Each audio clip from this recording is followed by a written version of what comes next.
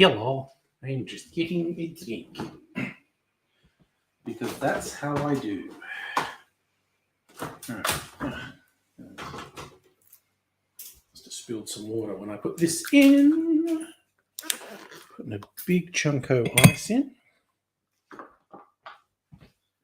Put that back. Alright.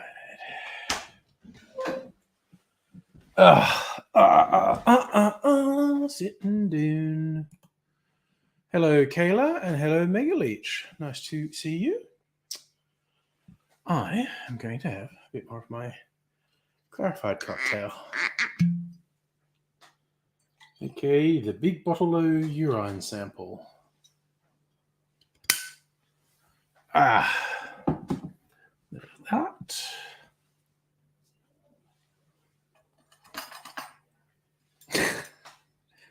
Yes, this is fun. That's my biggest cubes. And Kyle's on Facebook. Hello. How you doing?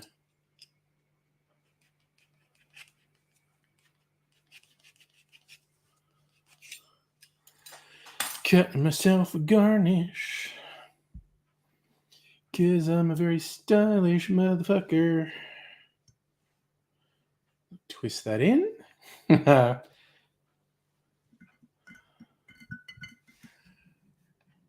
Kyle Tide, you been working hard or partying hard? Could be one or the other this time of year. I haven't really been doing either. I mean, I did have a few drinks on Friday night's stream. Don't know if that counts as partying hard. Thank you, Kayla, for backing up. Stylish. In fact, this is one of my newer shirts. I do quite like this one. It's different colors. It's got, I suppose that's a martini and a Cosmo. It's color-wise is quite different to a lot of the other shirts. I like to have some variety. So I do like this one. I did a quick count of my cocktail shirts. And I might have miscounted, but I appear to have 42 of them. I should probably stop buying them. So Carl doing both. Working hard film has party in the name. Well, there you go.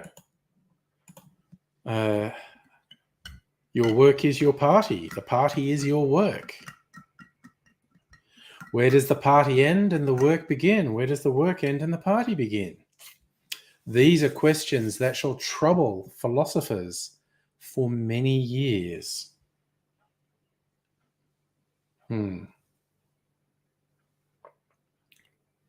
Oh, goddamn, that's good. So there's one people in your neighborhood hitting the booze. Decide to move all the bins to block your driveway. Dickheads. I hate people who do rude shit in your neighborhood. Like park across the driveway. This was years ago. I mean, I regularly get people who park too close to the driveway and make it difficult to get out. I woke up one day, some motherfucker, and it was not a car that was normally from our neighborhood. It's just fucking parked right across the driveway, completely blocking the driveway. I was thinking, what sort of fuckwit does this? And I did some door knocking, and I actually found someone. I went, oh yeah, that's Robert's car. Can you get him to fucking move it?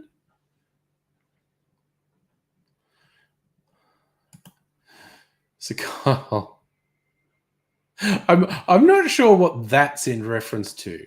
People need to realize again you don't know what that means. I'm not sure what that's in reference to.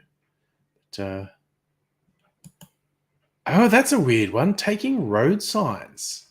Like, is someone taking them for decor? Is that what's going on?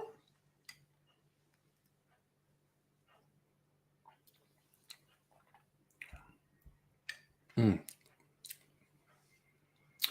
Oh man, this drink's a friggin' winner. I think I've explained what this one was before, but it's like equal parts high proof whiskey, rum, brandy, a little bit of absinthe, orange juice, lemon juice, some sugar syrup, which might not have been necessary, but it's super fucking yummy with how sweet it is. And that's added to milk to clarify. Yeah, see, there's the thing. See, Kayla, sometimes people do that. Have the street signs for decor.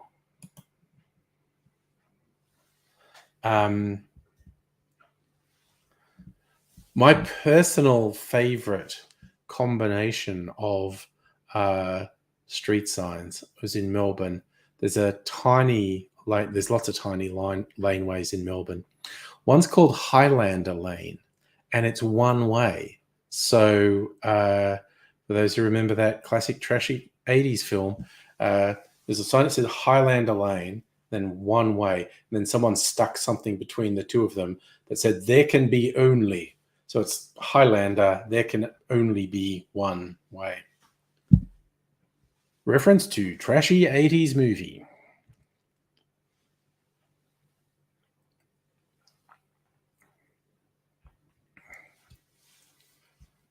That's one of those ones that it doesn't. If you don't think about it, it's quite entertaining. But if you think about it for 5 seconds, it's stupid as fuck. Strictly saying, you walked in and some Highlander talk, and that came out of talking about street signs and maybe stealing them for decor. It's it's a whole thing. So I was just looking at these little sample bottles I have here that I should do something with. Yeah. It's fun. Your brother stole a sign once, left it in Dad's garage to Dad's annoyance. Borrowed your car and you found it. Oh, ripping the badges off cars. That's fucking offensive. Yeah, he's a bit of a dick. Street signs is one thing, but ripping the badges off cars, that's a conduct. That is a shitty thing to do.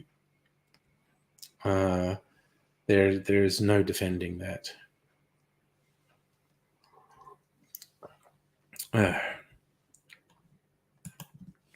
So yes, that's just being a dick. And ideally,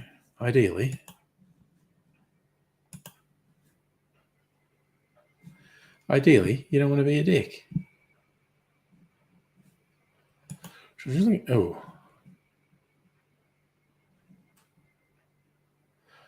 I was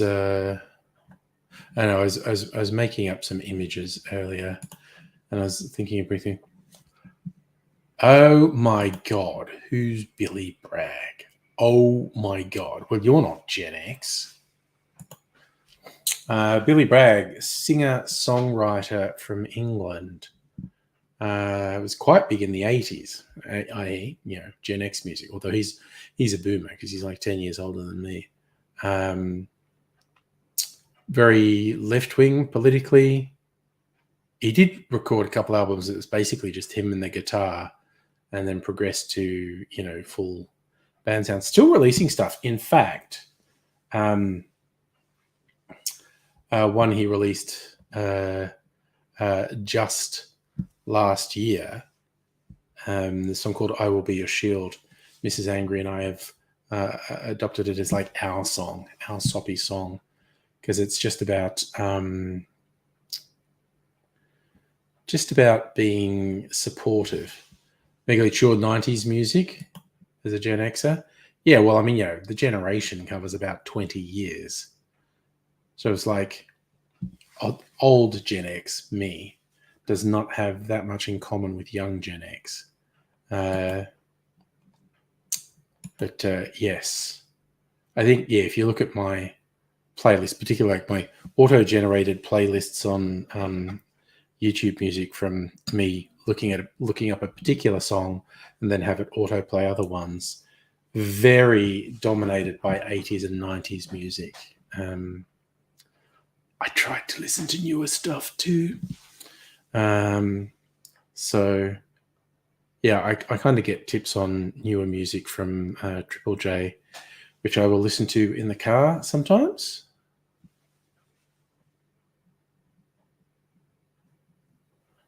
Zan, I don't know what Transformers is in reference to. You're into George Michael. Hey, I still know the words to Wham Rap. Yeah, 90s are different. It's what you hear when you're a kid is rarely what you continue to listen to as a teenager or an adult. And also I don't know, I guess, all the lyrics to Wham Rap, but I mean the actual rap bit in it. In case you think I'm lying, if you're a club man or a pub man, maybe a jet black guy with a hip hi-fi, white cool cat with a trilby hat, maybe leather and studs is where you're at. Make the most of everything. Don't let hard times stand in your way. Give a wham, give a bam, but don't give a damn, because the benefit gang are gonna pay. So just in case you thought I was bluffing. Also, I've actually got that. I've got that on 7-inch vinyl in a box over there somewhere. And the B side of the single is I don't think it's really live. I think it's a simulated live thing. There's audience noises, and virtually the only lyrics, it's like a variant of it, and all they do is, do you want to have fun? Yeah. Do you want to get a job? No. She's actually kind of solid politically, really. Like, fuck the system. Yeah. So Transformers extended commercial for toys. I have never been into Transformers. God, talking about shit that makes no sense if you think about it for more than 5 seconds. No harm, no foul to any Transformers fans, but I have at least a little resistance to something that exists wholly and solely to sell toys. It's like, thank you, Ronald Reagan and Margaret Thatcher, for deregulating the industries that allowed corporate media companies to just produce extended commercials and call them children's entertainment. That's some fucked up shit right there. It's kind of like everything gets worse after Ronald Reagan, like just in terms of economic equity and limiting the power of big corporations. Oh, Jesus. Strictly Sega. Astro Boy's dark as fuck. I rewatched some of it a few years ago. Watched the first couple episodes, and I'd forgotten Astro Boy, the robot, is modeled on the professor's live son who's killed in a car accident. It's fucked up.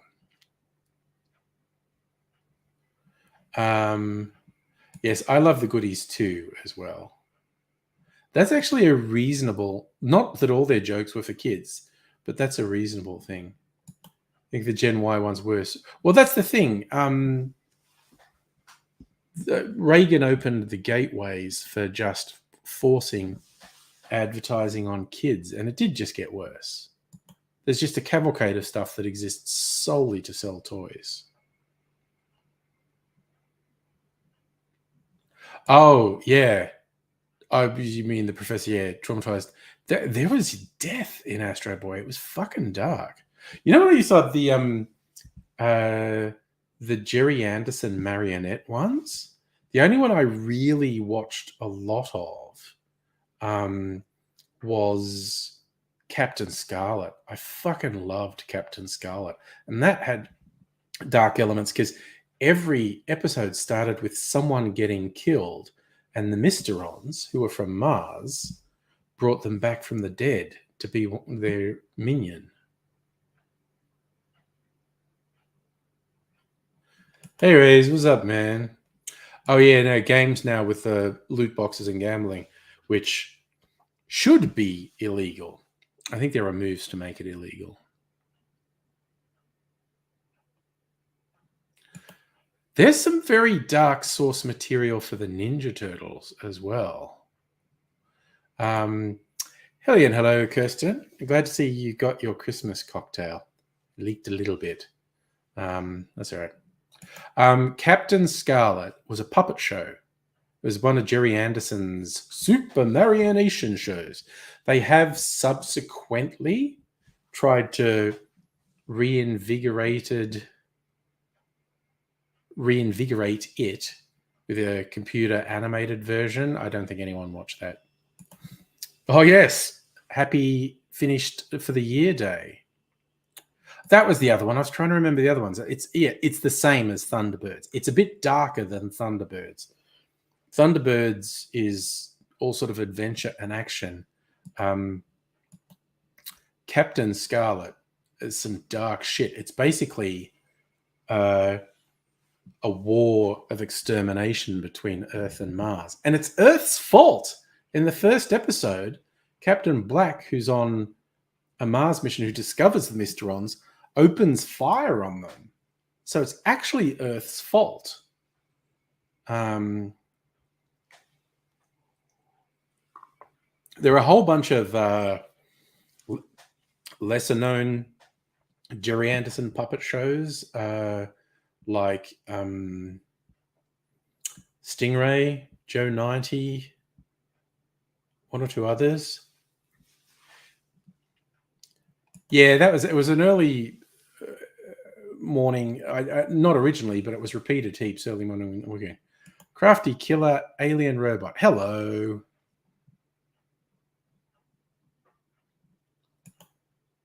So, Zvan, we had a young bloke on Discord, 19, he'd burn every paycheck. Oh, and gambling, no. Oh, started with CSGO, selling gambling gun skins. Wow. I hope your intervention works, because that's fucking bad. Oh, yeah, the bloody church shows. And ABC used to have church shows on, probably still does. Yeah. Oh, my God. Okay, and I grew up in the country, right? And so our commercial channel was a mix of shit from the Sydney commercial channels. It wasn't just one channel, it was a mix of all things. But there used to be this stuff on the weekends. And I don't know if it was produced locally or from Sydney, because they produced some weird shit locally. But there were these ethnic programs. There was Variety Italian style, absolutely shithouse show. And I think there was a Greek one as well, Greek Variety Hour or something. Fuck me, they were terrible. And then there was a white person version, was trying to be a chat show or potpourri or something. God, there were some terrible things. Yeah, Ray's hardcore gambling addiction is incredibly destructive. I used to spend summers in Canaiva near the border of Vic in South Australia. Yeah. So while three of you piled into him. Well, man, you got to break someone of that sort of thing. That's so destructive. Like that shit will completely destroy your life. Again, so many addictions will. Yeah. Having a bet now and then, not really. Having a drink can be dangerous, can destroy your life. He said having a drink.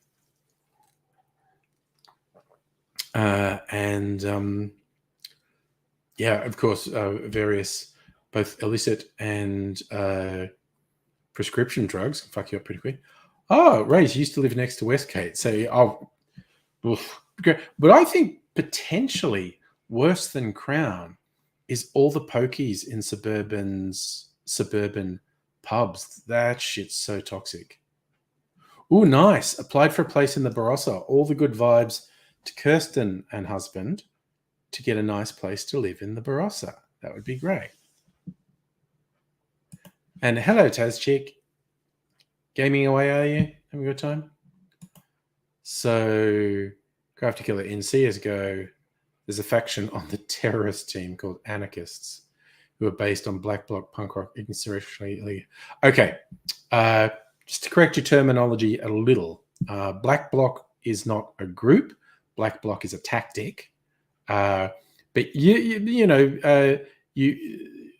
they're also the people who use black bloc tactics are not universally anarchists.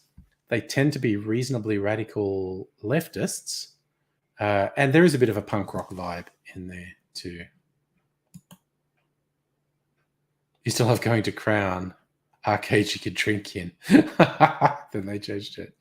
Oh damn. You want to gamble, do another stock exchange. At least you can claim. Yeah. Hot dude. God, you do that. Also, Test Chick playing Conan Exiles. I hope that's fun. So, Ray's not sure. Finishing 1 point on the weekend, 50-50 being a good idea. Yeah, no. I can see what you're saying.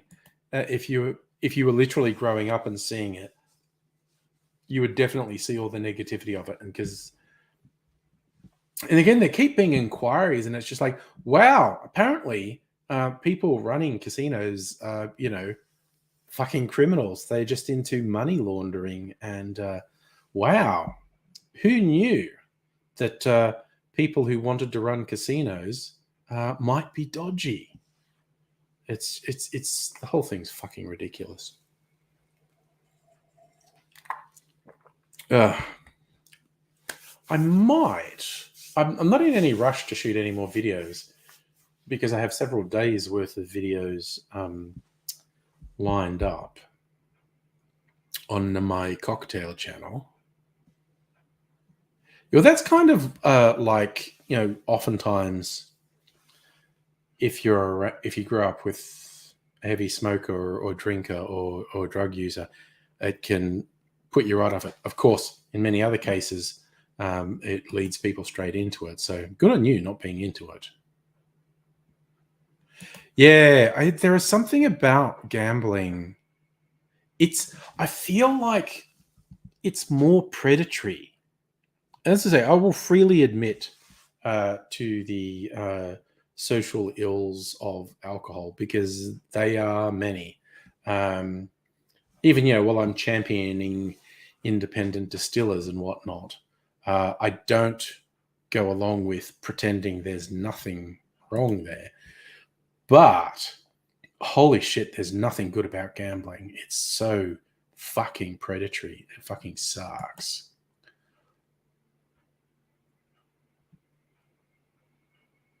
Yeah, no, I was just clarifying because you may know it, but it doesn't come across in text.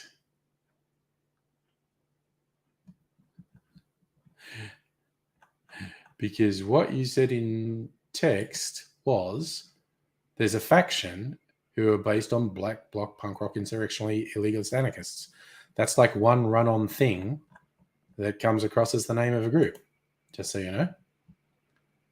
As a story, two brothers had an alcoholic father, one drank, the other didn't. Yeah, no, that is actually reasonably common for some children to be influenced by the behavior of their parents, the people they grow up around, and others to completely reject behavior they grow up around. It's humans. We're weird. We're basically pretty goddamn weird. So,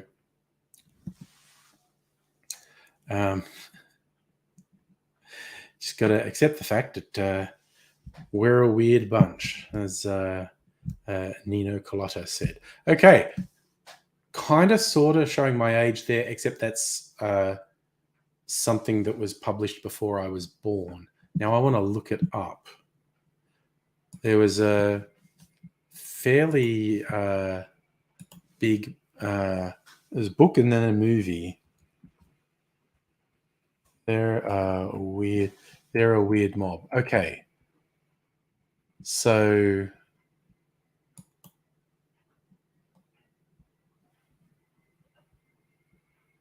it was originally published in 1957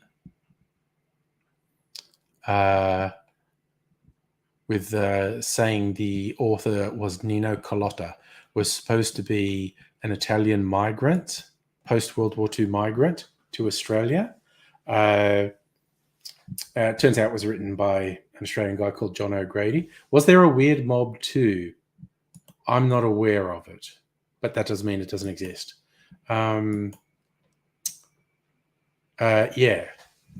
I think I probably have watched the movie all the way through because it's the sort of thing that was on TV when I was a kid.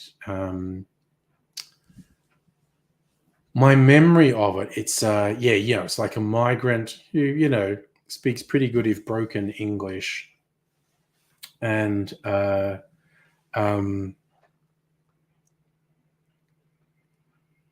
he is looking at the weird behavior of Australians, and it was kind of highlighting like well, gee, we got a lot of migrants now who are very different to us, and B, if someone looks at us from the outside, they will see us as very fucking strange.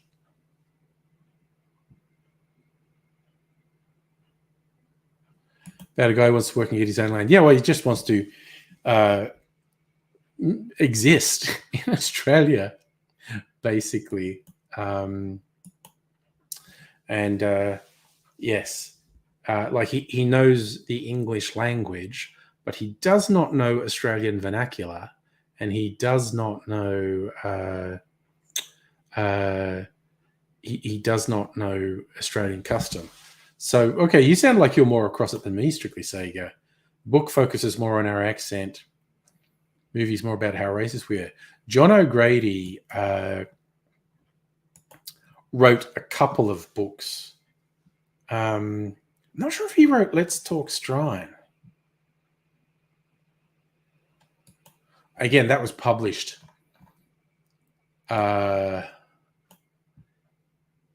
with saying the author's name was Affabek Lauder, which was the central joke of it. Let's Talk Strine.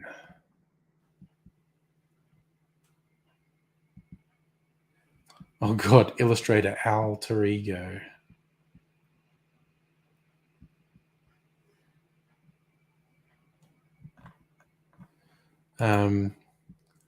Who really wrote it?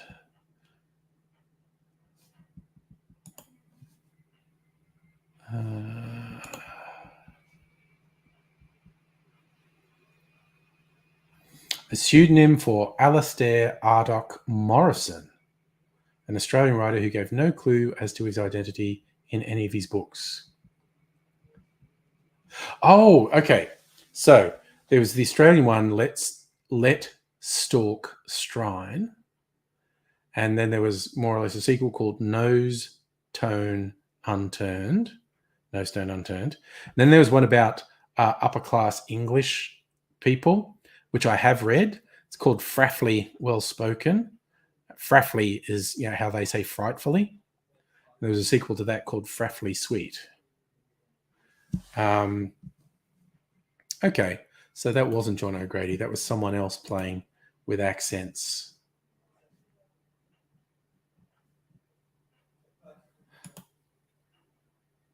Cop this lot. You're right, Strictly Sega. I remember the name. Nino decides to travel back to Italy. Takes not only Kay, his mates Joe and Dennis, who've never left Sydney. Yes, cop this lot. Now you said that. So Crafty, another one in CSGO. The Separatists. Oh, based on the Basques. And ETA. Okay, Jesus. Okay, those were fucking hard. It's actually the anniversary, because I often look up before a stream, is there anything notable about today? And today I decided to go with Billy Bragg's birthday. But today is the anniversary of when ETA assassinated the Spanish Prime Minister with a monstrously fucking huge bomb. They blew up his car, and let's see if I can find her.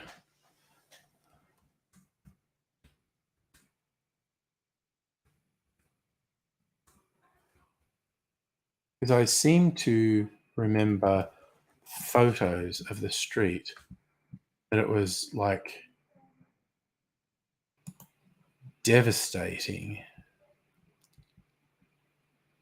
like fragging huge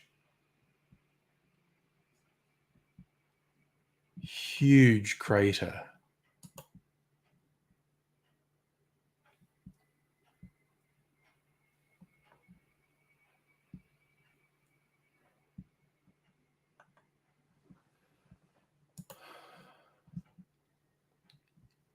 So, okay, there's apparently a photo of it exploding. Let me.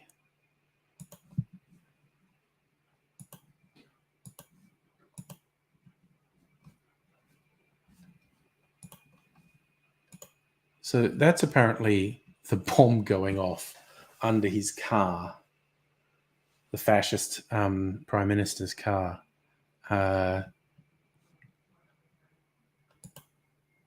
And it made a big fucking crater. It was a big bomb. They were very serious people.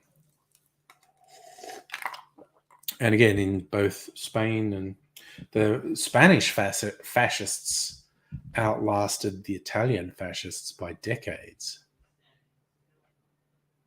So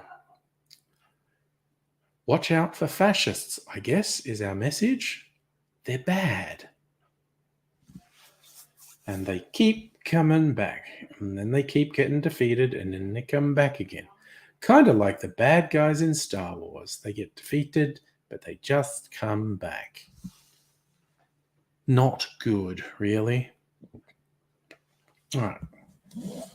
That's right. I was looking at this book the other night, The Nomad cocktail book, and I made a cameo, and it was nice. And I think I might make a version of that in a barrel. Oh, yeah. Musical Aviator. Andor was great. The first time Star Wars got explicit about this is how fascists operate. This is how totalitarianism spreads. And your only option is violent resistance. It fucking rocks. Andor's great.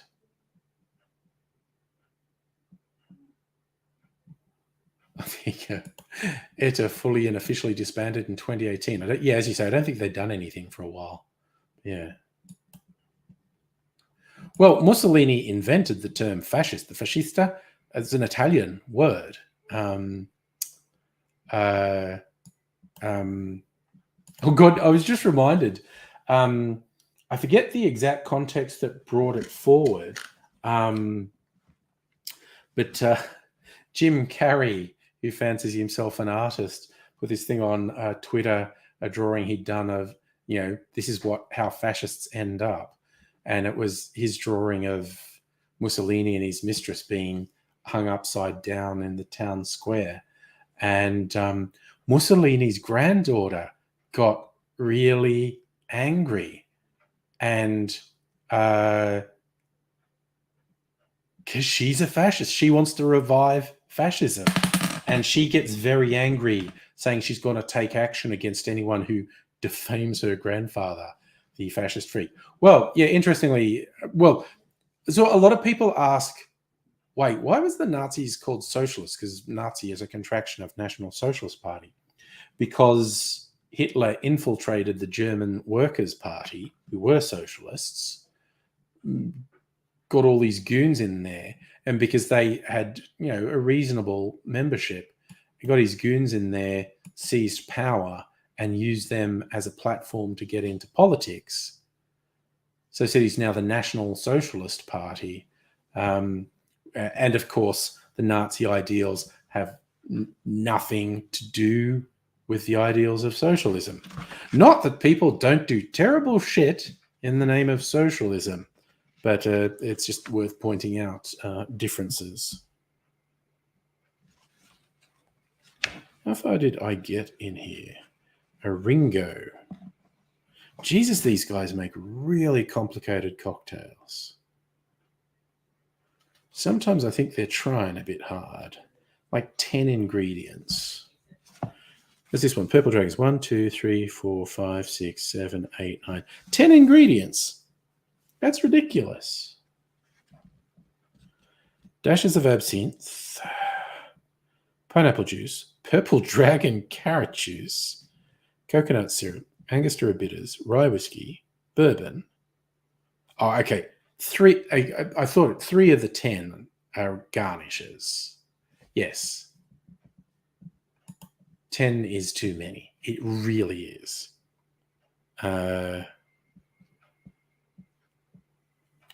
Even 7 is kind of too many. Oh, yes. Well, see, that's the whole thing, Svan. Menzies, when he formed the Liberal Party with a capital L, was very explicit that they were about the protection of the individual. They weren't a conservative party. They were liberal, and they were about protecting the individual. They were anti-communist, anti-socialist. He did see Labour as being too mired in socialism. But yeah, it's very interesting what he meant liberal to mean and what it ended up meaning. Let's see, you become a fan of Lyndall Dolic Coulton. I have not heard of her. And there's about actually, I was about to say, I'll never remember. I could look it up now. I could look her up now. Improvised bookmark. Lyndall Dolic Quilton. Let me look this up. Lyndall.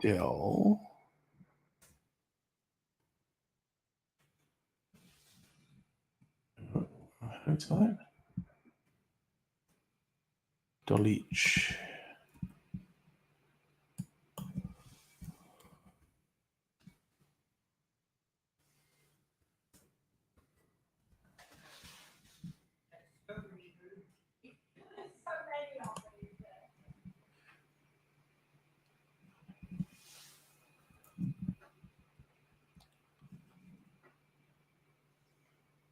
Well, yes. Peter Russell Clark was a bit on the money there too. Lyndall Quilton.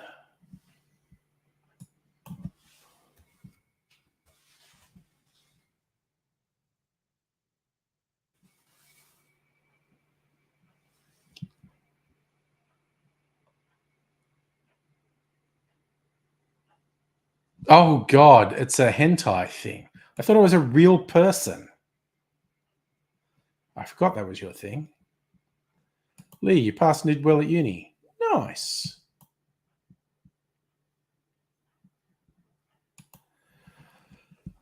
Yeah, well, I mean, the whole world was very different. Australia, particularly, was very different in the 1950s.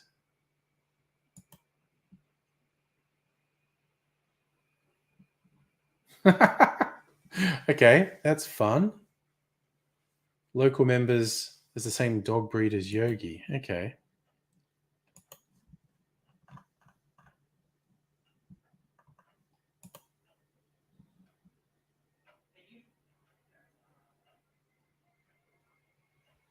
Okay, that's a ridiculously proportioned gothy cartoon character. Okay.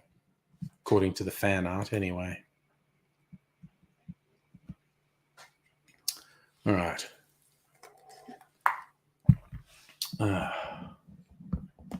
Hey, Safa.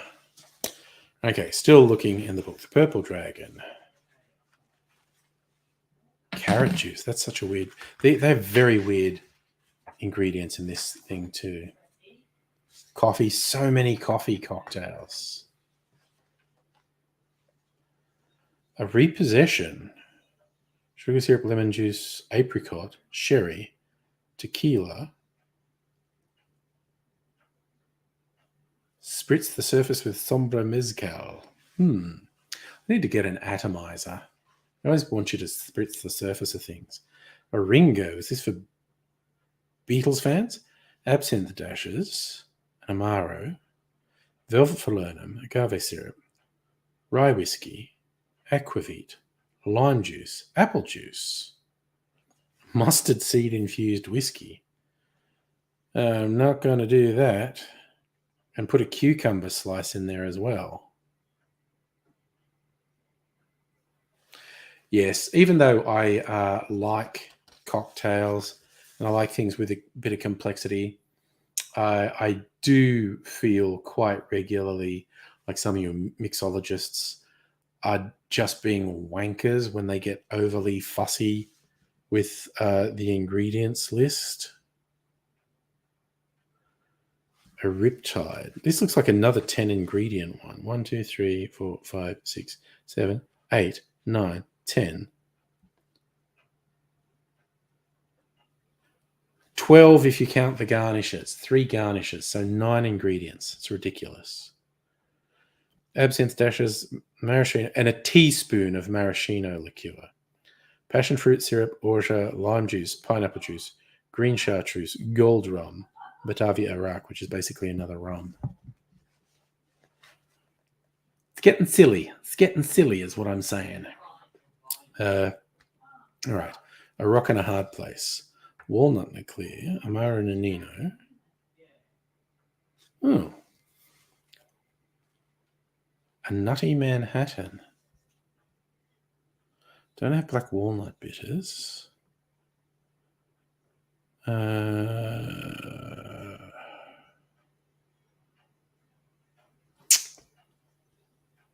Penomus? Oh, just a teaspoon of the walnut liqueur. Again, I don't know that you can taste that. I think they're being wankers. Ooh, here's one to upset certain people. A drink called Satan's Circus. Chili-infused Aperol. I'm definitely not making that. Kitchen-centric Mai Tai with chocolate. Got vinegar in it. Honey syrup. Coca Americano. Celery root-infused Blanc Vermouth. Jesus Christ, that is a weird recipe. That is a weird recipe. A Scotch dumpling. Pepper syrup. Lemon juice. Amaro Montenegro. Lefroy, 10-year-old Isla Scotch. Laird's apple brandy. Oof. So that's a really complicated sour. Wow. That's wild. A smoking jacket. Ew, Campari, you fucking suck. Lapsang Souchong infused creme de cacao. It's very smoky tea. Sorry, that sounds good, Lee.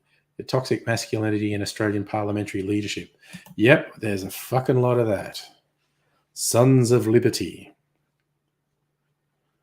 Amaro, lemon juice, Earl Grey syrup, apple brandy, Jim Beam black bourbon. They seem to pair up brandy and whiskey a lot. Maybe they're onto something. Maybe I'll make an old-fashioned split between whiskey and brandy. Start me up. Another music one. Rolling Stones. Orange bitters. Ginger syrup. Honey syrup. Strega. Rum. Lemon juice and bourbon. Wowzers. A really fucking complicated sour. Gosh darn. Man, these guys make really complicated drinks. Thick as thieves, chocolate bitters, absinthe dashes, maple syrup, banana liqueur, creme de cacao, sherry, cream sherry, Amontillado sherry. Am I clever? I know how to pronounce that. Amontillado. Amontillado. Espanol. Irish whiskey. 2 different sorts of Irish whiskey. Fuck me, these guys. This is just doing my head in. The recipes are so complicated. Well, that cameo one could be my next choice for a barrel cocktail. Oh god, that was bizarre, Lee. The no, I saw that live. I was on Twitter when he posted it. Should I step down? And there was a really huge yes, you should fucking step down. And I was trying to work out what the fuck he was talking, what he thought he was doing, because he said, "I will abide by this quote." And then one of his terrible fucking sycophants saying, "Oh, if you're doing polls about policy, you should make it so that only people who paid for their blue check mark can vote because they're the only ones with skin in the game." And Elmo goes, "Oh yeah, that's a good idea." And it's like the stuff he's doing and saying and tweeting is so fucking stupid.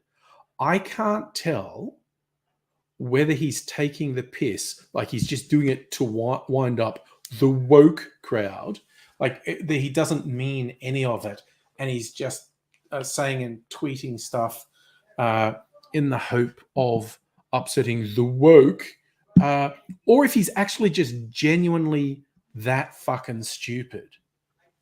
Again, he is stupid. He is not. He is not a great thinker.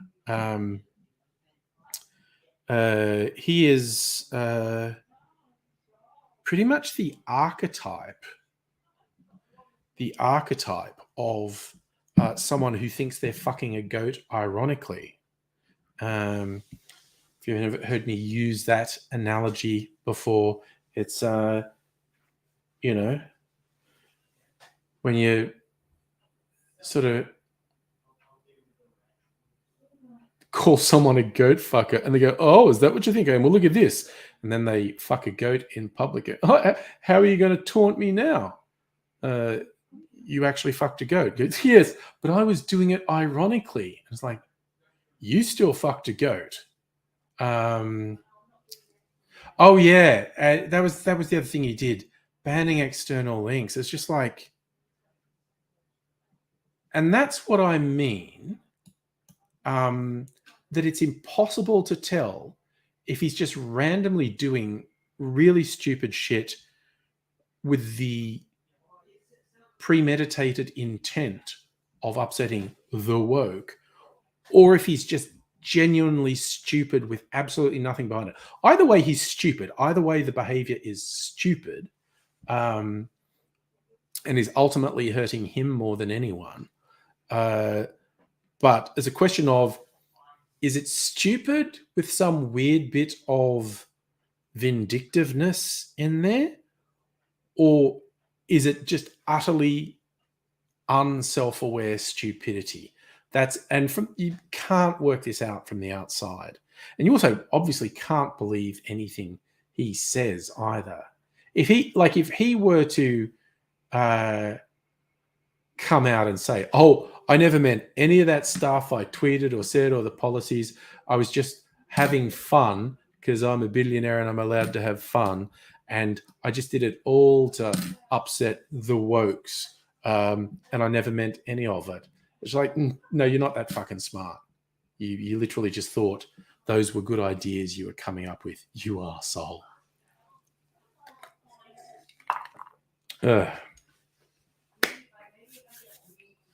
Oh yeah, strictly saying, he appeared to be doing several things which were against the law in the European Union. It's phenomenal. Just he's so fucking stupid.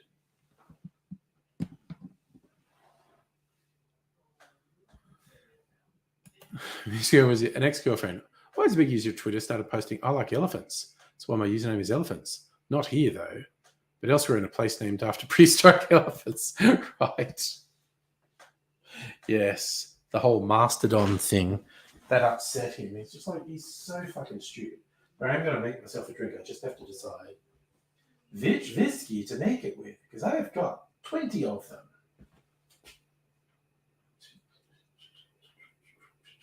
Actually, I've got significantly more than 20. But I know what brandy I'm going to use. I'm going to use this brandy. So this whiskey, this brandy, both Australian products. We get my jigger because I'm going to measure this. Shazam, y'all.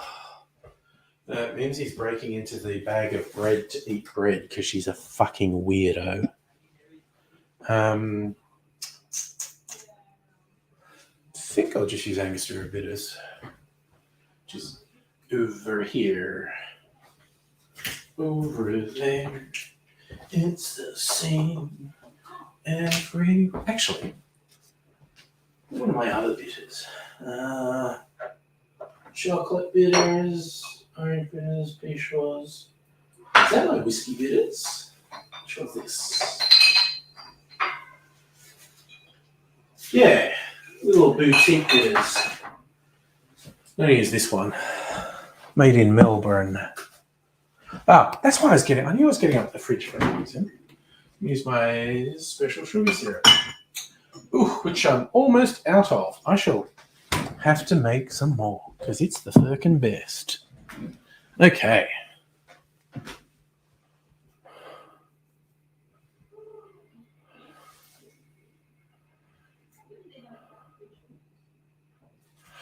Oh, did he? Sorry, I missed that. I knew he was in Qatar.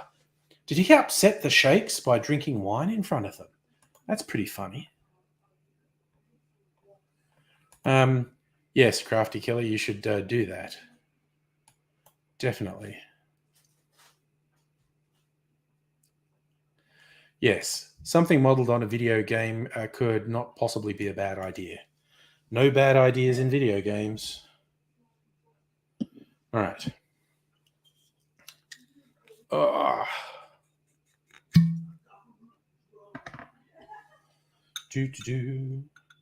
Little bit of my shake cereal. What are you doing now, Mimsy? Do you get sick of trying to eat the bread out of the bag? Well, I kept a crust. I was going to feed it to the birds in the backyard tomorrow. Mimsy's busy trying to rip into the plastic bag and chew on the bread because that's a thing cats do. She's not weird. This is an Australian whiskey from Western Australia, I think. Corn mash done in the style of bourbon. But of course, you can't call it bourbon because it's not American. But it follows all the other rules, I think. So it's quite different to a lot of other boutique Australian whiskies.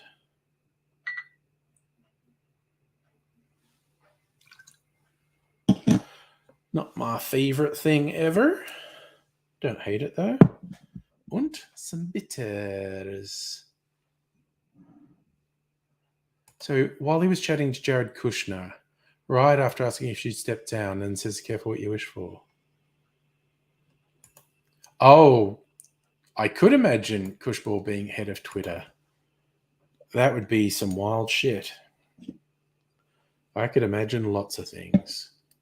I thought it was funny. I think Tom from MySpace basically said, "Yeah, you should get me to run it." He stuck his head up and went, "Yeah, you need the right person with the right experience to run it." Very much sounded like he was throwing his hat into the ring. Good old Tom from MySpace.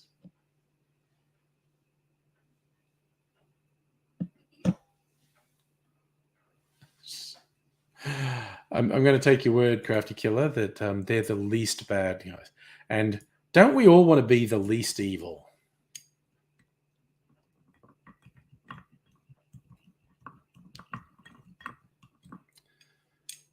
Like I said, modeling life choices on video games never goes wrong. I was never on MySpace. Actually, that's not strictly speaking true, but it's practically true. I never got onto MySpace or Friendster. YouTube was my social media. Oh, yes. Sorry. I remember that, being able to add HTML to the site. So Yes, it was a visual nightmare. So yes, YouTube was my social media.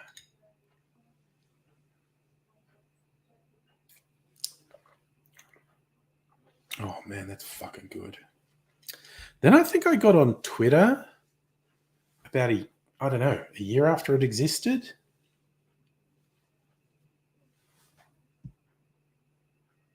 Um,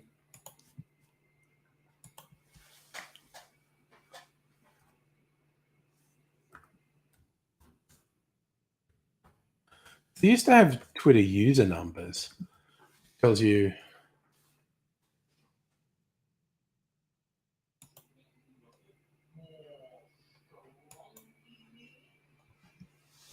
Okay, what does this do?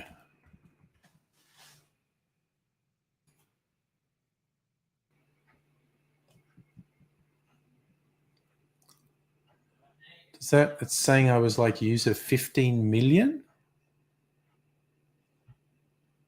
If I'm understanding how this website works properly.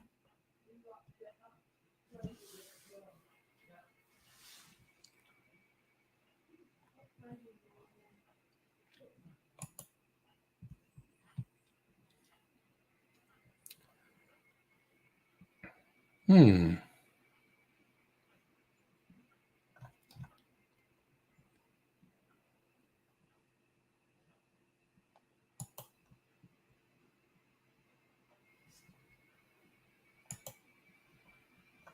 What is? Oh, there we go.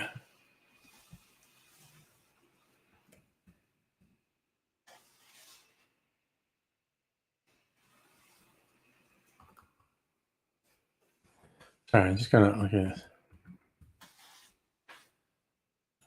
Anti-bot thing. Okay. Oh yeah. I'm like user 15 million. I was like in before it got to 20 million users. Okay, well that was interesting. Turkish music company made MySpace in your name to promote an artist. There you go.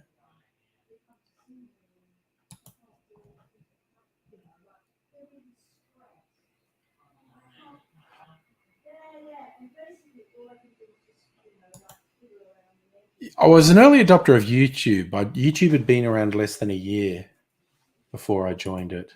And yes, I had my own little studio. And now they do way over the top shit. Oh, I just searched what's my Twitter user number, and there's a number, it's your ID, and that is basically showing you what number you were like, when you joined.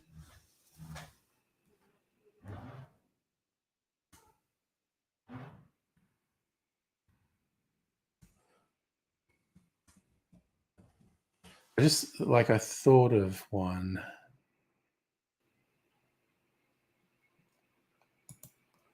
Um,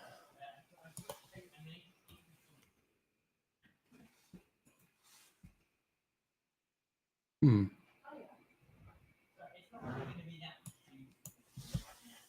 Sorry, I'm just.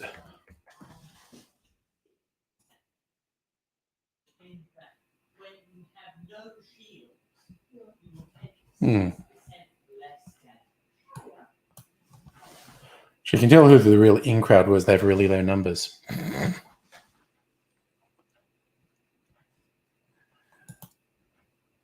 Oh, neat. Turkish artist. He did a music video for called Shake That Ass. Hello, Mimsy. Just coming to say hello to the people. Is that it? Someone to say hello? A bit out of your way. Feel lucky. So, my son made beef bulgogi. He made the marinade for it and chopped up the steaks and marinated it. I cooked it tonight. It was super fucking good. There were a couple of bits of gristly meat I didn't want to chew up, and I gave to Mimsy, and she was super fucking excited, and ate them very quickly. And you always just want more, don't you? Here, you're going to jump down on my lap. Go on, go up. All right, fucking. She's just. You see her tail here. She's just standing on my thigh.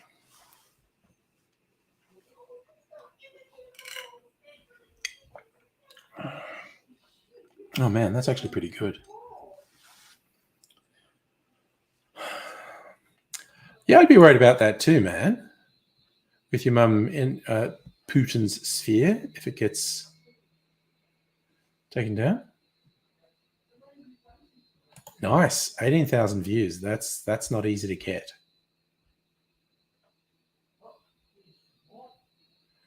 Shake That Ass by Evrim Tutun. And I bet I'm pronouncing that wrong because I had a Turkish friend in the early days of YouTube, and I did a couple collabs with him, and he would give me some scripts with Turkish in them, and it was no good writing it. You'd have to record how to pronounce things, because surprisingly, even though they use the same script as us, the pronunciation rules completely different.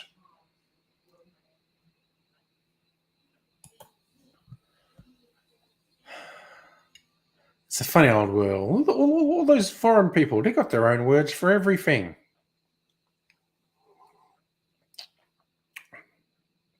Mm. Oh man, that's got quite a bit of character. That's quite nice. Nimsy is just perching on my leg here. Oh yeah, 18K in the first couple of years of YouTube was a huge achievement. I mean, it's funny. It's like, like Mr. Beast's at 150 million subscribers or something. I still remember when it was this huge deal that Fred had 1 million subscribers. That seemed impossible. It's just like, yeah. It's just, YouTube's just become so ubiquitous now. Like, there can be people, like I used to be so hooked into YouTube. Now there will be people with tens of millions of subscribers, billions of video views, and I have literally never heard of them. Like, not at all. I've never watched their stuff. I'm not very familiar with them. I've literally never heard their name.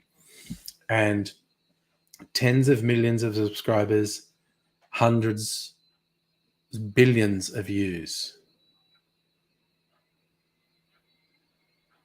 I don't want to be too harsh, Crafty Killer, but I honestly don't give a fuck. I don't give a fuck one way or the other about Mr. Beast. I give much less of a fuck about anyone who spends their time taking down the big names.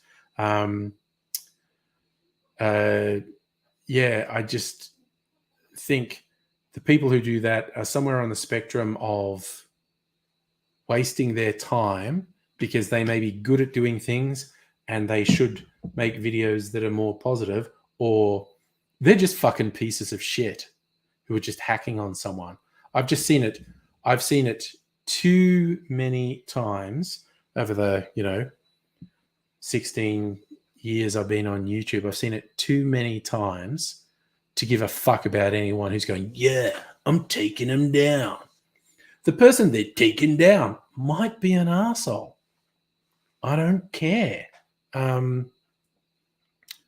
Because there's also a fraudulent element to that. I'm taking the high moral ground. It's like, well, what you're actually doing is trying to get attention for yourself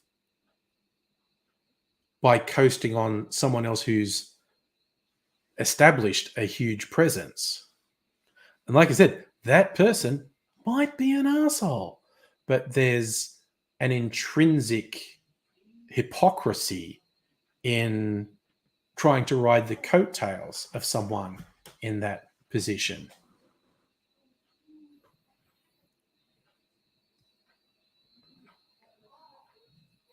See, bum fungus, I think you could take me down. In fact, I think I think I would be trivially easy to take down, quite honestly.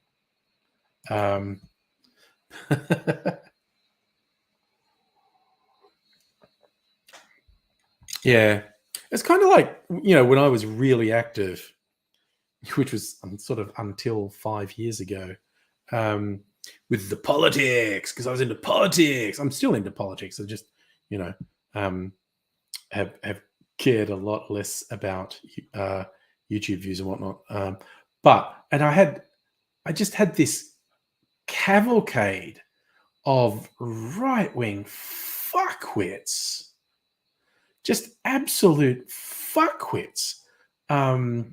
You got to take down angry Aussie, and they go, "You have to debate me," and I go, "Oh, here's a fun thought.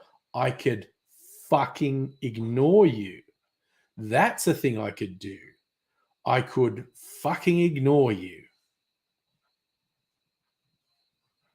Oh, I'm glad the stream's open. This, I just switched to basically just doing these streams, just as hangouts, just as chill thing, because of COVID. Because I just thought, I don't know about anyone else, but I think I'm going to go insane because the world's just so fucking freaky. Embracing your inner movie geekdom. Hell yeah. That is a better way to live your life. Tabernacle is an Irish leftist socialist country. Yeah, well, you know what? I know fuck all about them. I care fuck all about them. But I'll just go out on a limb, and I think they would serve themselves and everyone else better if they made content that wasn't taking them down. Because for a start, none of Mr. Beast's fans give a fuck. And to follow up, like I said, there's just this inherent hypocrisy in saying they're a bad person and I'm going to take him down. And what you're really doing is trying to raise your own profile and notoriety. You're trying to boost your own profile and notoriety by riding on someone else's coattails. I think Asterix, so you like him. He could be taken with a grain of salt. Yes, maybe. As could we all, quite honestly. Here's the thing. I think they would probably be doing much better. I think he'd probably be doing much better, more wholesome stuff if he wasn't focusing on taking someone else down. But who the fuck am I to tell someone else what to do? What do I think of Get Up? Well, I've never supported Get Up. I've never been involved in anything Get Up did. Obviously there's some crossover in our politics and worldview, but I've paid so little attention to them that I couldn't tell you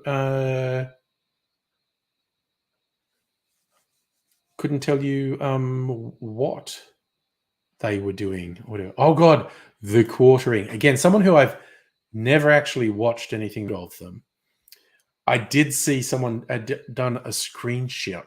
That guy is like simping for Elon Musk so hard. Like, that's the other thing about Musk's weirdness and fuckery at the moment. The fanboys who are just, and because he's paying attention to them as well, and I just reckon they've all got blisters on their dick at the moment. They've been whacking off so hard. Daddy Elon noticed me. And I think their keyboards have probably stopped working because I think first it was jizz clogging up the keys, and now it's probably pus. Oh my God, why am I being so disgusting? I don't know. I'm obviously just an awful person. Yeah. Seeing a screenshot of the quartering saying ridiculous shit about, Elon and Twitter being the last hope for society. It's embarrassing. That's the thing. Watching Musk flail about and say and do ridiculous shit is so fucking cringy to watch, but it's outdone by orders of magnitude of the cringe of the fanboys. So I did see really funny things like there's something a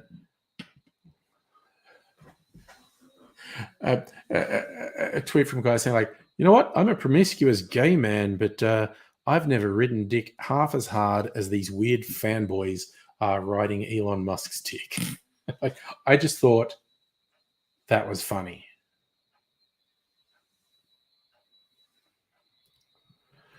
Thunderfoot is, again, someone I've never watched their videos. I've seen bits and pieces, and I've seen people talking about them and to them and whatnot. I don't know enough about him to really say anything, but I actually feel convinced I have seen him post stuff onto interwebs that was stupid and dodgy as fuck. But again, I think there's probably some crossover in our worldviews as well.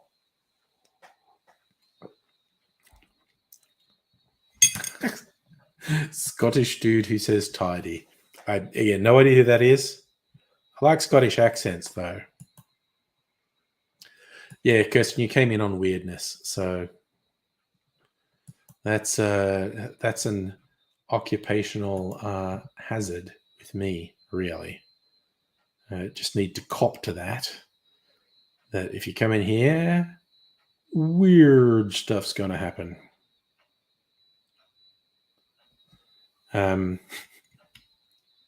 Yes, I would be apologizing.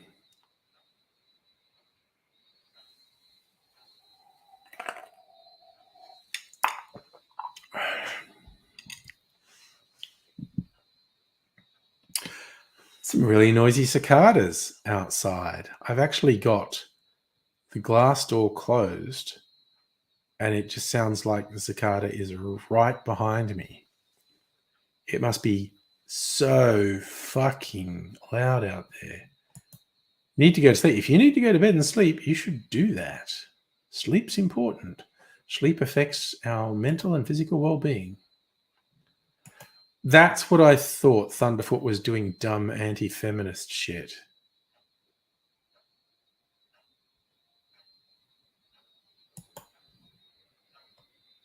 Oh, right, you can hear it.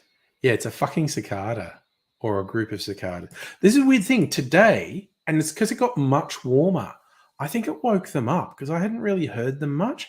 But even during the day today, a couple of times, there was a really fucking loud cicada. If I open the door, it'll be way louder. It's astonishing it's this loud with the door shut. That's the thing with cicadas, Musical Aviator. If they're at your end, you won't know where they are. Right. What will we do now? What are we going to do? What are we going to do? What's the date now? 20th. Okay, on Thursday, I think I'll decant a barrel. So I need to get another one going. God, then I need to get two going. All right. I'm going to decant that barrel on Thursday because it will have been there 3 weeks. I'm quite intrigued to see how this one goes. And then on Christmas, I think I'm going to decant my whiskey barrel. It's like new make spirit that I've been aging in the barrel for about 4 months. Nope, no lagoons near me. There's a waterway about a suburb away. But yeah, I don't know if you do know, around many Melbourne suburbs there are creeks which flow into either the Bay or the Yarra. I'm not near any of them. The closest one's about a suburb away. The card has closed down, quietened down a little. Okay. You know what? I feel like, A, I haven't tried my freezer martini in a while. B, if I do try it, that's an excuse to top it up and it'll be different again. And I can have a different freezer martini. I think I need some orange bitters and some gin and vermouth to top it up. All right. I'm going to have some martini because, I'm too sober at the moment. I'm not even quarter Tim Smithed at the moment. Being super responsible. So let's blow that out of the water. Ugh. Hey. That's all right. I was coming over here to get a glass.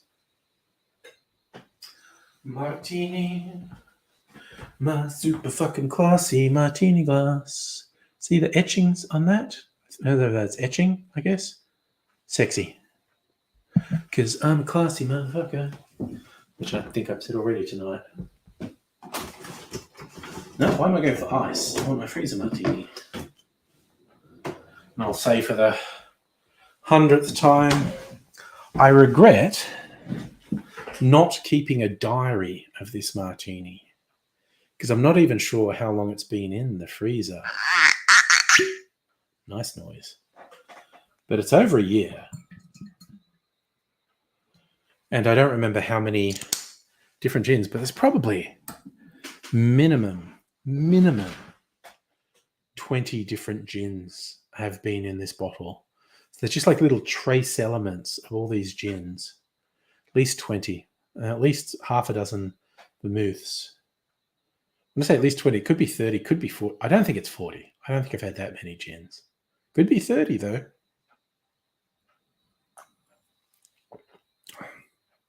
And it's a little bit dirty at the moment. Just a little bit dirty, a little bit saline. Very dry, just how I like it.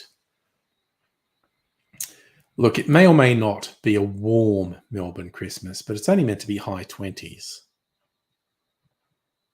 I don't know. It's supposed to be fucking 30 tomorrow. Let's have a look.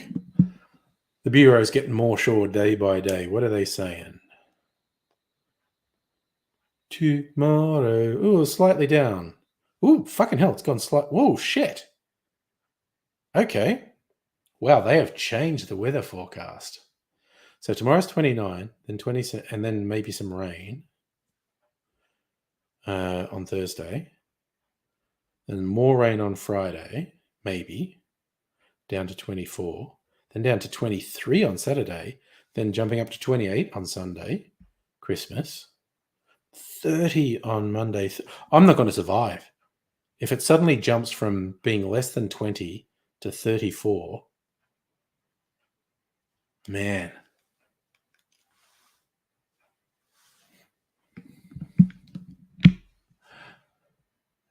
Oh, good stuff. I not only did not read that, I do not understand that. The snowy hydro works because it's fucking mountains with water coming down. Dubbo is flat. I cannot conceive of how the fuck you would do a hydro power plant in Dubbo. But maybe I'm just unimaginative. I don't know.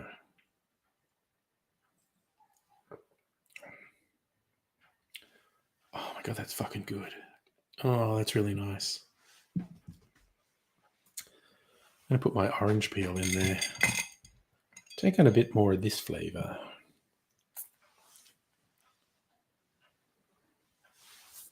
I also bought ice cream today. We were out of bread, so I had to go to the supermarket. And I just got some. I thought, oh, we don't have any ice cream. We're getting ice cream and some Pepsi. People I should be sponsored by, Pepsi Max. Cheers, y'all.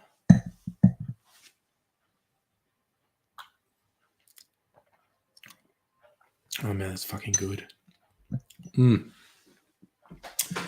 I like a bit of diversity in my cocktails. And the three drinks I've had tonight have been radically different, which is fun. So guys, this is from a news story. Pumped hydro project. Promises to provide 810 megawatts of capacity. Long duration energy storage, 12 hours.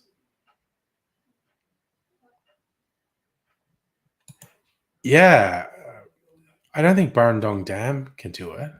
I don't. Okay, now I'm going to look it up. No, I'm just going to look it up because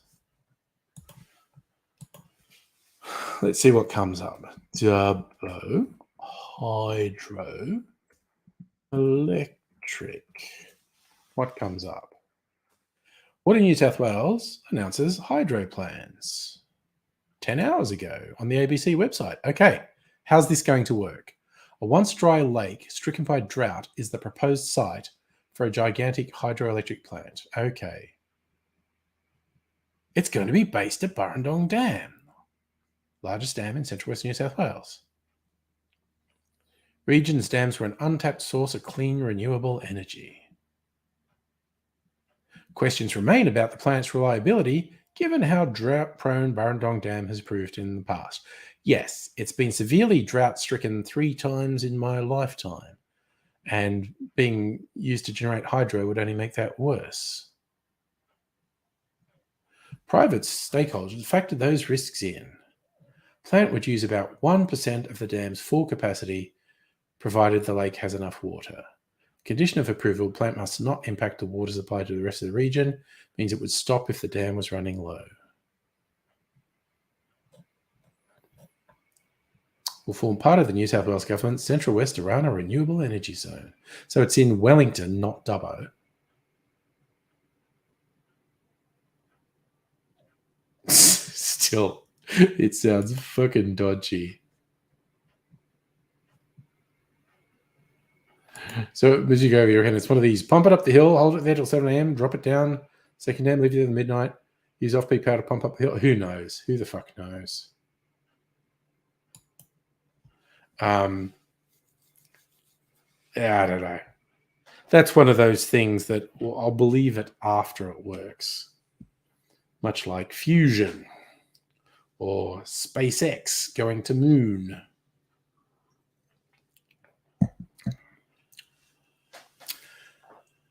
Seems a bit like it's hype at the moment, quite honestly.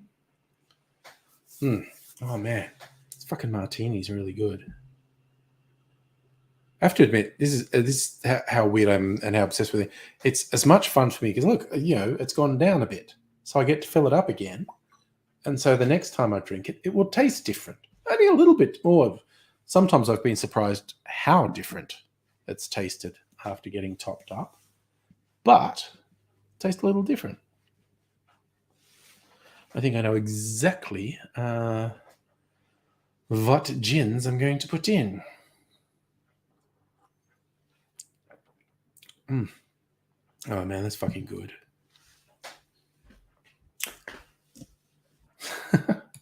Good news! Laptop's on board, Wi-Fi, Bluetooth started up. Nice, after you depleted the battery. Well, I'm getting my desktop beefed up soon. Dr. Abigail has taken delivery of parts to beef up my desktop, and we'll see where that goes. Do the bedrooms need the heater on? I mean, but air conditioning on? Yeah, if you want to put it on. We're definitely going to need it the next couple of days. Yeah, just to cool down the room, then we can switch it off. There's no air circulation to the bedrooms at the back of the house, and so we're going to have to be very judicious. Are you wuss? I cleaned it. I took it all apart and cleaned it. Yeah, but then when you leave the glass alone for a while, all this stuff settles at the bottom of the glass. I'll take pictures of it next time if you don't believe me. I'll tip it out and I'll get you some ice. So I say I'll drink it, but then you don't want me drinking out of your glass. All right. Frightened of a few little solids.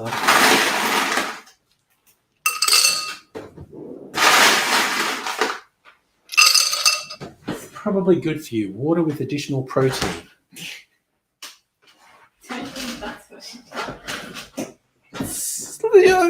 Who knows what it is? Microbes, fungus, it's all protein. Strengthening my Yeah. Whatever. Well, snowy hydro makes sense. Snow falls on big hole, melts, falls down the hill. Yeah, that's the thing. Stuff going down. I think the Burrendong Dam one's really fucking dubious. Oh god, it just reminded me of one of the nightmare stories from the original snowy hydro scheme. The worst accident they had. I don't know, it's some very deep thing they dug, and there were guys working down there, and someone accidentally poured a shit ton of fast drying cement down there, and it didn't kill the guys, but they were trapped, and there was no way to get them out. It was not possible to get them out. And it's just like, holy fuck, that's bad. Well, see, Safi, you joke, but I could go from this minuscule freezer martini to, if people are refusing to drink the water out of there, I could put cocktails in that, and they would be chilled, and then I could just get it. I might do it. I might turn that into a cocktail dispenser. No one can stop me if I want to do it. Yeah, I remember hearing of this accident. It's like, well, that's a fucking nightmare for everyone.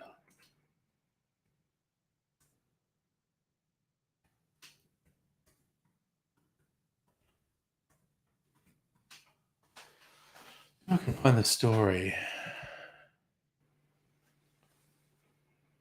So 121 men died on the project, more in related incidents. Good Lord. Web server's down. Okay, that's fun.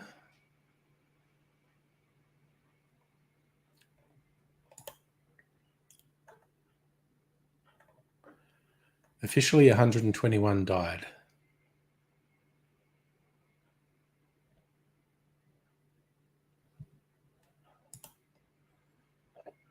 What do we got?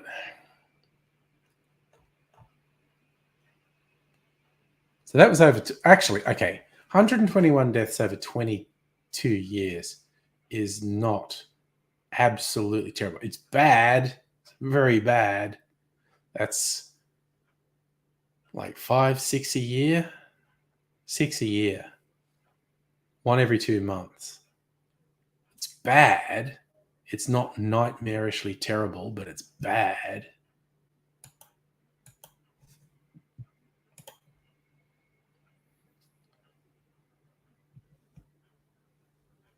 Yes, so if you don't share your fridge with anyone, so put cider in it. And then you just get it out. See? Fucking great minds, mate. Great minds. Great minds think alike. I suspect lesser minds also think alike, but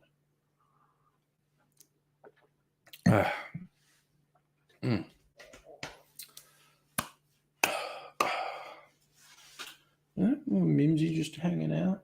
She stopped showing her butt to the camera, and now she's showing her face. Just want some attention? Is that what you want? Some attention?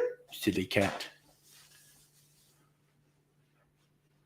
Didn't go to Lake Burrendong very often. We had the Macquarie River ran through town. We used to go down to the river. And the swimming pool. Local Olympic swimming pool. Hardly ever went to Burrendong. Actually, I like that, Megaleech. Just say great minds think.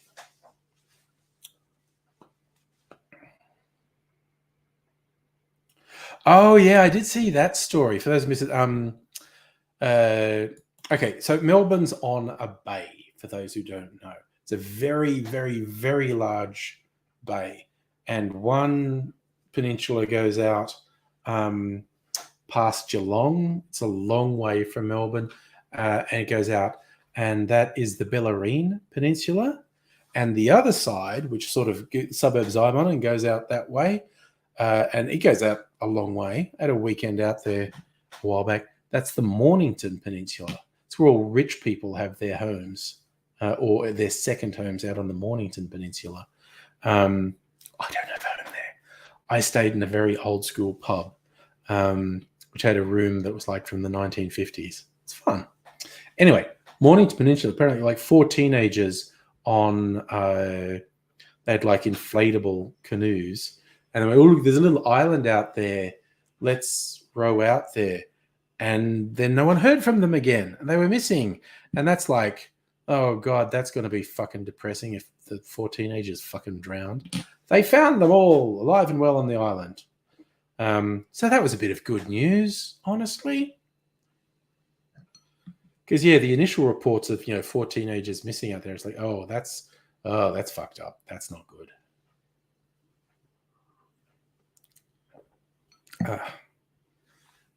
Yes, but the reason Mrs. Angry and I went out to Morning Peninsula last, convinced to go out, because there's a couple distilleries out there. A couple of really good distilleries out there, actually. We visited the Jimmy Rum Distillery, which you might be surprised to learn does rums, and the Bass and Flinders Distillery. Oh, gosh. And I got their... I've actually got a couple of their gins there. No, I've got one of their gins, and I've got their Christmas brandy, which goes so well with eggnog. I was going, oh, I'll make one. No, actually, if I did that, then I would be drunk. And I'm going to stop now, and I'll only be half Tim Smithed. So, and no, I was not in the CBD last Saturday night. It's been a while since I've been in the CBD on a Saturday night. Big crowds. Very big crowds. Yeah, I'm going to eat my cherry.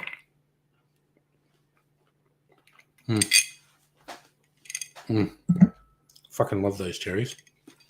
Yum-o.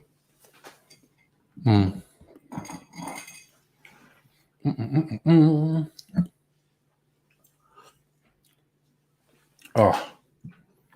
Okay, that's weird to drink the last little bit of that martini after eating a super sweet cherry. So if I don't blame you for getting anxious in big crowds. No, it's almost half an hour till sign-off time. I'm just thinking I might have a little drink of water. Maybe a little drink of ginger ale. Maybe water, actually. My glass of water is over here. I also want to get a little funnel.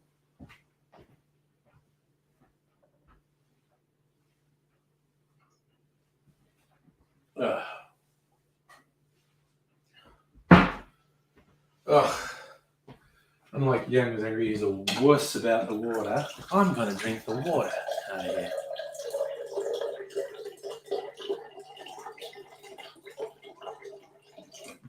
Probably enough water. Right. And for fun, I'm going to top up my freezer martini. Oh, I was eating the cherry so early because I'm not going to drink any more booze. So the cherry's not getting any more flavour. Right. Gins. Want this one? Because that's almost empty. And where's the Navy Strength one that was open? I had a Navy Strength one open. Finish that before I open another one. Or did I empty it? What's this one? Oh, tiny bit of the sailor. Right. Let's work this shit out. Oops, I'm going to have a bunch of bottles in recycling again. Make me look like an alcoholic. That's okay. I don't care. They can judge. Right, how much is that? Oh, that's only 1.5 ounces. Less of that than I thought. Okay, 1.5 ounces of that.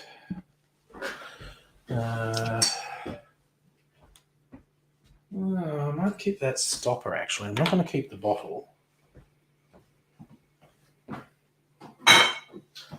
Kirsten gave me, actually.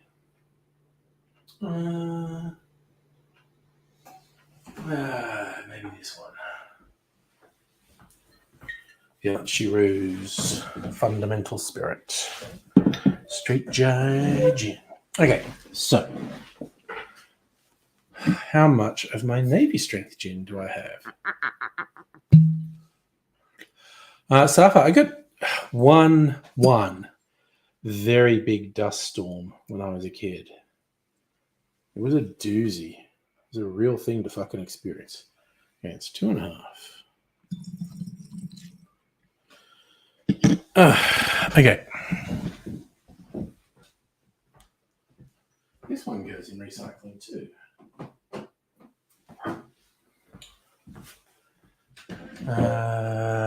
Okay, so do this. Yeah, so fucking Country Town dust storm is something to behold. It's a very weird experience.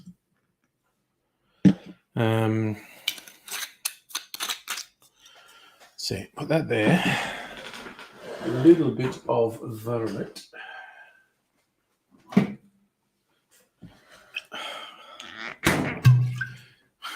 Winston Churchill's line, he just wanted the tiniest bit of Italian vermouth, so just wave my martini in the direction of Italy. In my case, it would be waving my martini in the direction of South Australia, because that's where this vermouth comes from. Okay, and now some water to simulate stirring on ice. All right, and how full's my bottle? There you go. Perfect. I'm going to put some more bitters in, I think. There's my orange bitters. Put some orange bitters in. Orange bitters. You know what I might do? Because I'm a wild and crazy individual. I might get my saline.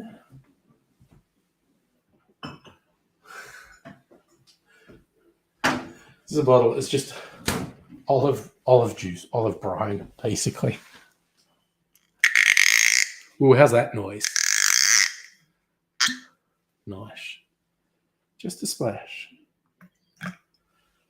Splash. That's probably going to be interesting. Put that back. Now you see, they look organized in the door. I do this, if you see the rest of the fridge, see if I can do this. What's that doing? See the rest of the fridge? There's more bottles and stuff. That's food stuff down there. Bottles up there. I actually got a soda water that I hadn't been able to get for a while today. A little bit excited about that. Didn't actually drink any of it tonight, but I will in the future. Okay. Und put this on there. Freezer Martini. Sergio, hello. How you doing? So that's nicely done. Back in the freezer.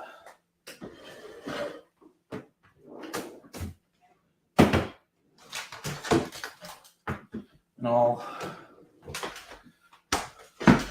try that again on Thursday or Friday night. See if I can notice a particular change in the flavor. Yes, Safa, that's what we call an infinity martini.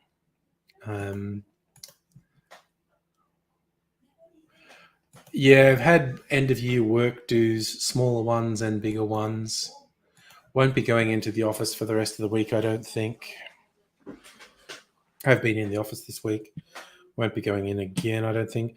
Then I'm taking 2 weeks off, so it'll be 3 weeks before I'm back in the office. And we'll see how that goes. I'm just trying to think. So emptied a couple bottles there. All right. That honestly, that I'm now justified in getting more gin if I see a nice gin. Cedric, back in Australia after 2.4 years in D. And I was about to ask the same thing, Safa. D for Denmark or Deutschland? I know you've told me before. And I apologize for not remembering. But I am old and my brain doesn't work anymore. I was Deutschland. Yeah, okay.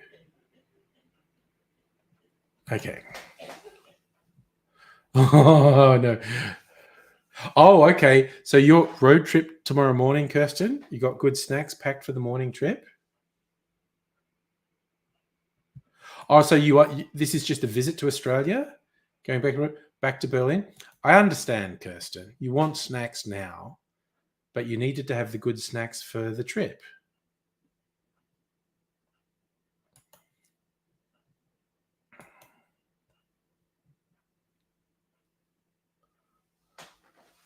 Well, here's the thing. So if you're saying that's deceptive in English, that just made me think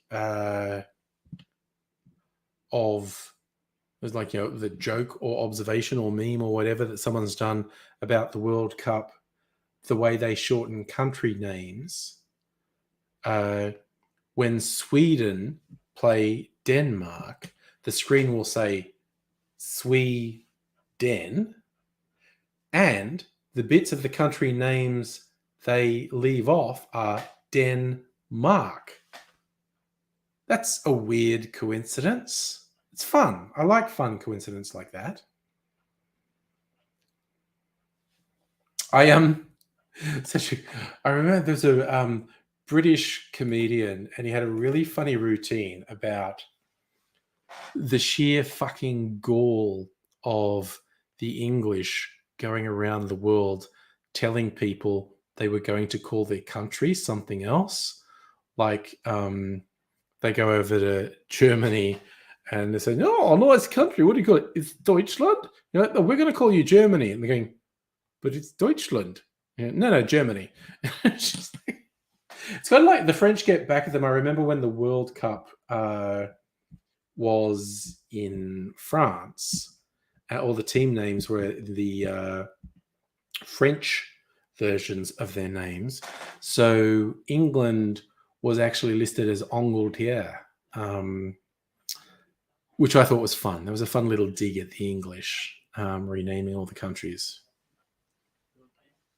So, there you go. See, that makes sense. As I might have worked that out for myself, but yeah, Dart is Denmark, Danska. Yeah, but it was quite I forget who the comedian was, but it was quite a funny routine about how England went around the world, either meeting or invading or colonizing or starting a war with people. And the people go, "Okay, well, our country's called X." And the Brits go, "We're going to call you Y." And the people were like, "What?" "Yeah, it's just what we're going to call you."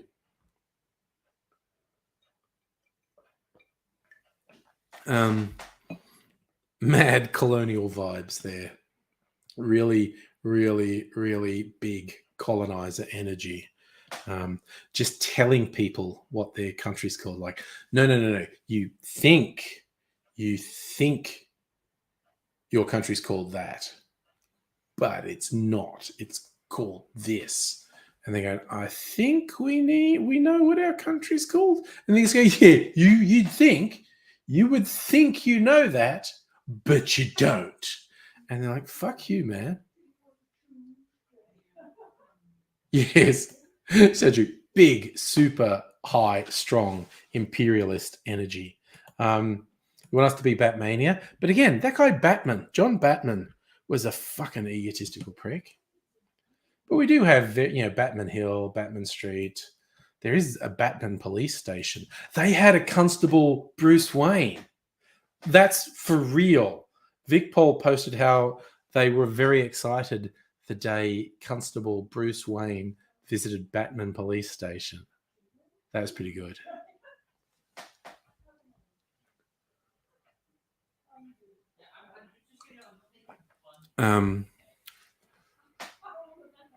But yeah, Batman was a bit of a dick.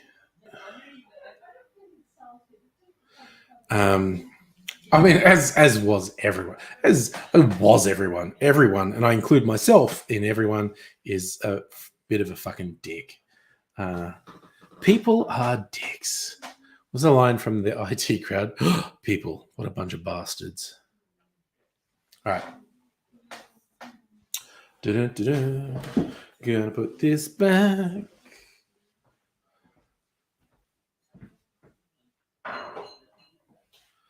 So actually, Kirsten, if you're still there, because I emptied 2 bottles of gin tonight, that gives me perfect excuse to buy more gin.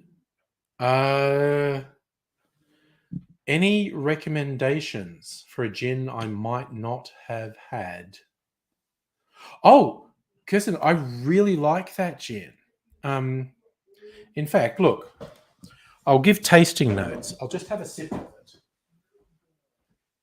So, okay, for those who don't know, this is where Kirsten was working. Archie Rose.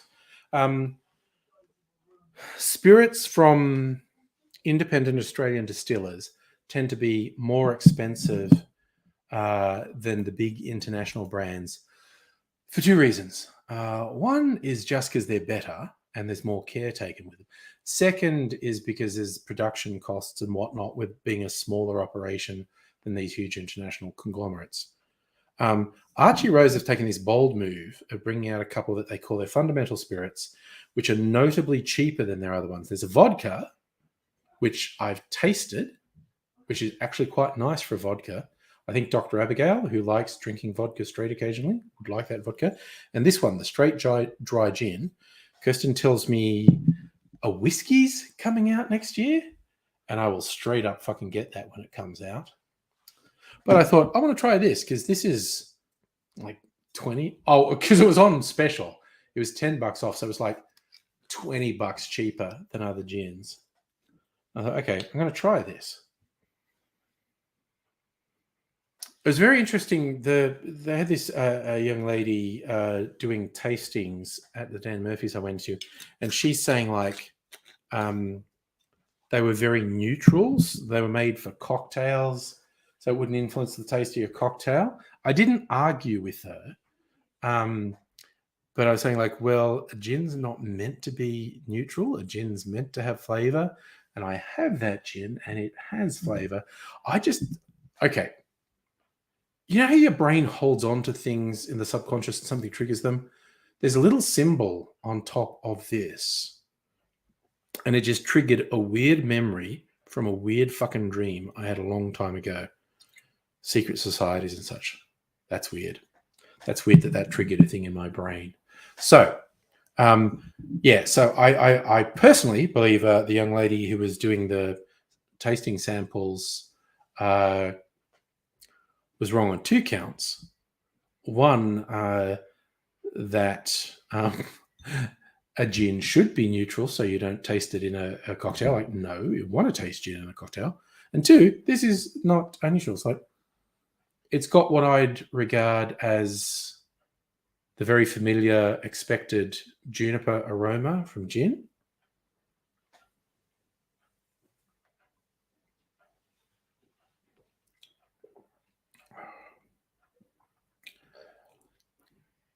Oh, it's so easy to drink. It is so easy to like. I very rarely drink. Virtually the only time I drink gin. What's that, Mimsy? That sounds like a plate being scraped. Oh yes, suddenly attention. What is it? And that's the noise of things falling into your metal tray. Oh my god. Oh, she's breathing faster. I don't know. She's just been sitting here hanging out with me. Did you? She's aware of it. The noise of the scraping attracted her. Yes. You're gonna die. Well, aren't we all? Come on down.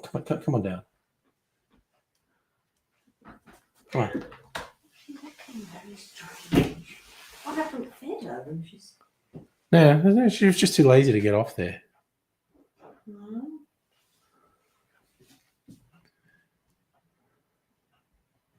Okay, so the gins from Adelaide, Ambleside, Prohibition, or Impure Murder. Okay, I will take a look at because, as I have mentioned before, a Dan's. It's not the one I usually go to. It's over in Brighton. It's not that far away from me. They have a huge fucking wall of Australian gins, and I mean, Dan's is actually pretty good with Australian gins, but this is like 3 times more than an average. It's their specialty. They're promoting Australian gins. They've got this wall. It's 3 times more than most Dan's have of Australian gins. And they occasionally have good specials there too. So maybe we'll, given I've emptied a bottle, it's my excuse to buy another one. So, but as I was saying, Emptied a bottle tonight, have you? oh well, yeah, I was topping up my freezer martini and I had 2 bottles that had that much in. So it's like, oh, it's one of those weeks where I look like an alky because there's several bottles of gin in the recycling. There was literally 2 bottles of gin in the recycling. Like anyone who actually looked was going, oh my God, drank two bottles of gin. It's like, I bought them months ago, okay? Yeah, well, yeah, that's my excuse. Yeah, definitely, months ago. So, yeah. Virtually the only time I drink gin straight is when I'm tasting and doing comparisons. And that's the only reason I drink this one straight. It's so freaking easy to drink, though. It's not neutral. It has gin flavors. It has sorry, I've gotten confused and worked up. It has gin flavors. So it's good. I'm just throwing it out there. And if you're a vodka person, the equivalent vodka is good. Doesn't taste like paint stripper. And I will fucking go out there. I will say, and this is not even controversial, things like Smirnoff absolutely fucking taste like paint stripper. And even some of the ones that have a bit better rep. Now I'm going to look up the names and shit on them. Not very lemon myrtle-y. No, look, it's not overpowering flavored. Yeah, okay, that's why they're saying neutral. Yeah, it's not overpowering, but it definitely has that sort of base gin flavor, or what I expect from gin anyway. All right, so Dan's. I'm just looking up vodka so I can shit on vodka brands that I've tasted. Okay, so vodkas. Yes. Absolute. That's the one I was trying to remember. Absolute tastes like fucking paint stripper. Grey Goose that had. I think Grey Goose is there.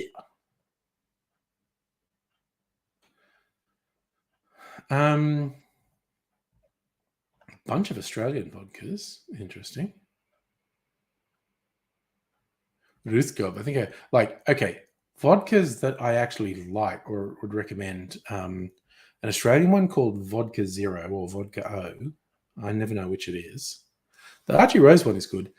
Much more expensive because both the Archie Rose Fundamental Spirit and the Vodka O are actually pretty cheap. But much more expensive is Crystal Head, which I do like. But it's much more expensive. And I only ever bought it for the Skull decanters. Yeah, so I don't even know what the name's going on there with that one, Safa. But I will say Vodka O or Vodka Zero, whichever of the two it is, that's the most neutral vodka I have ever tasted. Like, vodka is meant to be a neutral spirit. It's not meant to have flavor. You get all these flavored vodkas, or people who talk about their base vodka has these flavors and go, well, it's not meant to. It's not meant to have flavors. Vodka O or Vodka Zero is the most neutral vodka. And I say that as a positive. It's the most neutral vodka I've ever tasted. The Archie Rose one has more flavor than that, but it's a pleasant flavor. And Crystal Head has more flavor than Vodka Zero. It's a pleasant flavor. Smirnoff is absolute fucking horse piss. It's gross. But yes, I'm not a vodka person anyway. I'm not shy about talking shit about. Sorry. Now, okay, I had this random idea. I'm going to generate a bit of art called Vodka Nightmare. And what filter? There's a filter called Bad Trip. And I'm just going to create this. I'm going to sign off with this. Oh, wow. This fucking rocks, actually. I'm going to save this and I'm going to share it with you.